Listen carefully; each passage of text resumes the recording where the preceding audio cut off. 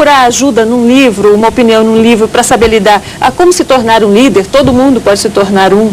Talvez aí mais uma vez o sonho brasileiro de se tornar líder. Para se tornar líder, além de atitude, eu preciso ter competência, preciso ter estrutura.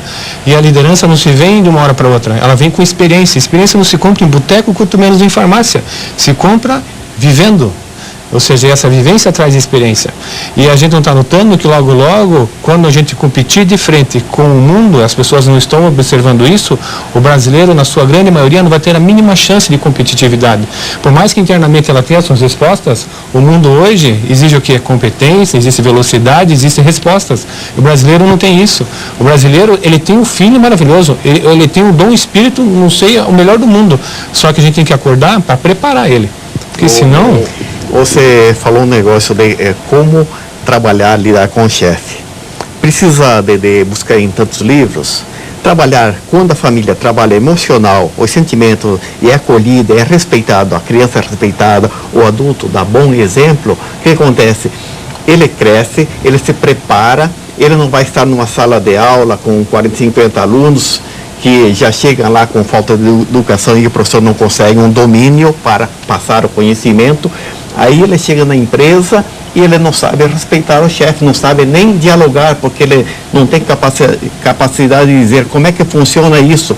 Porque a partir do momento que ele fala para o chefe que esta máquina, essa situação funciona assim, assim, o chefe passa a respeitá-lo mais, porque sabe que ele tem conhecimento. Mas ele buscou onde? Dentro da família, os limites, porque foi trabalhado enquanto criança. Isso é muito beleza, porque se a família hoje não dá essa retaguarda, vai buscar onde? Na escola, e a escola não dá excelência. Não tem como. Não tem como. Não tem como. Olha, a Luísa, que mora em Curitiba, é técnica de enfermagem. Ela disse que já tentou ligar para o Centro de Valorização da Vida, precisou quando estava em depressão, conversou, vocês ouvem bastante, encaminham e orientam a pessoa. Diz que foi muito bom. Ela havia rompido com um namorado de 5 anos e tinha pensado até em suicídio. As pessoas ligam para pedir que tipo de orientação, Quintino? Todo tipo. Além dessa que a Luísa comentou. Quando há perdas, a pessoa liga. Porque naquele momento ela está com desequilíbrio emocional que ela não consegue discernir o que é melhor. Então, a partir do momento que ela liga e ela fala para o voluntário, para quem que está lá, ele está ouvindo. E quando esse voluntário, ele coloca o espelho, isto é, ele fala aquilo que a pessoa havia comentado, a pessoa, ela está entendendo que ela está ouvindo a voz do outro e não dela. E assim ela começa a se autoanalisar e se questionar. Na verdade, então vocês ajudam a pessoa a fazer uma análise. Uma clarificação. Havendo essa clarificação, facilita com que ela consiga se entender. Porque esta jovem, Márcia... Luísa. A Luísa. A Márcia que tem uma outra pergunta que já está na mão. A Luísa, quando ela fala que foi orientada, coisa parecida, não é. Ela, a partir do momento que ela conversou com o voluntário, ela encontrou, porque acalmou, houve um equilíbrio emocional, ela conseguiu um raciocínio mais lógico. E daí ela encontrou a direção que ela deveria, como deveria atuar. Agora a pergunta da Márcia. Pode fazer um falar. Comentário sobre, você estava falando de empresas e profissões. Eu trabalho com adolescentes para orientação profissional, né? E a primeira dificuldade que aparece é que quando eles chegam e eu falo, bom, o processo vai acontecer a gente levantando as tuas habilidades, as tuas preferências, o teu jeito, e depois a gente pesquisar o mercado de trabalho e tentar daí juntar as duas coisas, né, ver as habilidades necessárias para determinadas profissões e ver que habilidades o que você se sente bem fazendo. Eles ficam surpresos, mas eu não sei muita coisa sobre mim mesma, alguns falam até. Então aí a gente vai parar e vai ver o que eu gosto de fazer, começando pelas coisas do dia a dia mesmo. Eu gosto de ler, gosto de assistir televisão, gosto de escrever, gosto de ouvir música, e levantando pequenas preferências que vão, na verdade, ser a base para a minha escolha, porque a escolha da profissão, por exemplo, é uma escolha para um tempo muito longo da minha vida e para um período muito grande do meu dia, né? Eu vou passar aí 8 horas exercendo uma profissão por dia, então, na verdade, tem que ter relação com minhas preferências pessoais, tem que ter relação comigo, né?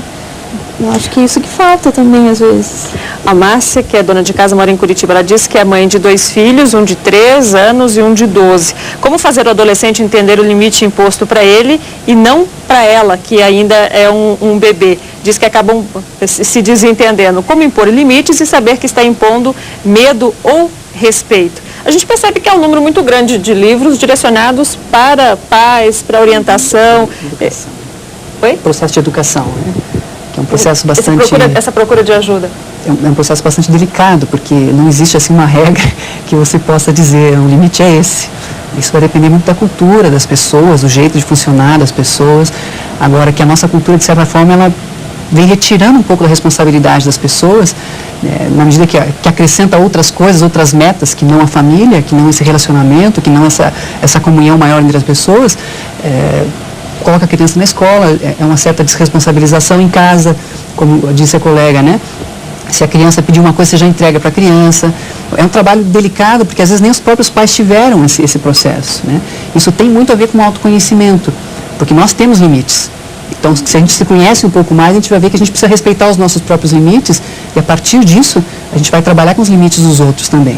Na medida que a gente solta demais, é porque a gente soltou demais dentro da gente, e é uma soltura que não tem referência, né? Então as pessoas se sentem perdidas, e aí começa um processo de dependência, em vez de ser uma relação de interdependência. Né? E talvez porque quando eu solto demais, talvez é porque eu tenha medo de que meu filho não vai gostar de mim, de que meu filho vai dizer, você é uma chata, que vai brigar comigo, então eu tenho medo de não ser amado pelo meu filho, e aí eu acabo soltando mais. Mas aí tem uma outra situação, que quando a mãe se depara, a mãe e o pai se depara com isso, de questionamento, ela tem que conversar, sentar, por isso o diálogo, e ouvir, sentar e conversar. E dependendo o tema, o assunto que a criança aborda, dizer, olha, a mídia fala isso, seus coleguinhas da escola falam desse jeito, mas nós aprendemos assim, dentro da nossa religião, age assim, vamos ver o que é melhor para nós, para você não se machucar amanhã. Então cabe esse diálogo, essa responsabilidade, porque observe quando entra em férias ou quando tem uma escola em greve, quem que fica mais maluco? São os pais. Porque não sabem lidar com a criança. O que eu faço com esse santo diabinho aqui em casa? Poxa, se é um santo, é o filho, é o ser querer da família, poxa, tem que acolher e abraçar, é uma vida. A falta, de repente, que você está dizendo de diálogo na família, porque hoje a gente percebe um número de livros que são justamente para crianças, esses livros que são considerados de autoajuda. Será que tem nessa questão, por exemplo, os pais não conversam, então já tem um livro ali com algumas dicas?